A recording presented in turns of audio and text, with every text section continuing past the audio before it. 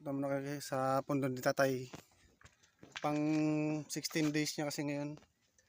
Kailangan dalawin natin para simpan po sa tatay. Ayan. 16 days. Yung 16 days yung namayapa. Kaya mas hindi kami kandila. Mga kapatid. Ano ba yung kandila mo? Ano? Muslin wala. Kasi wala siya. Hindi siya namatay oh. Muslin lang siya. Ayan po. Ayan yung kanyang lapida. Rene Villanueva Amiyo. Ayan po. Kasi katampo sa tayo kaya dalaman din.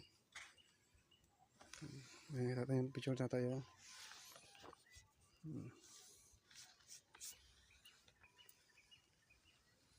Nasa mabuti na siyang kalagayan ngayon eh. Wala nang paghihirap.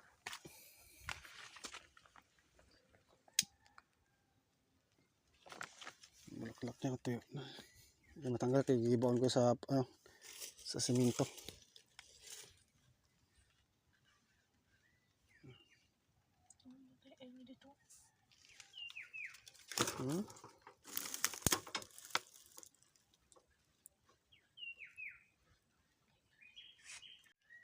Di pala di sa loob di mana?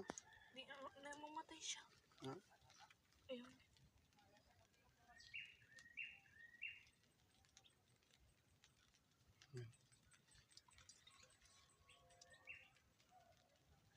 Walang hangin sa loob kasi. Kaya niya patayin.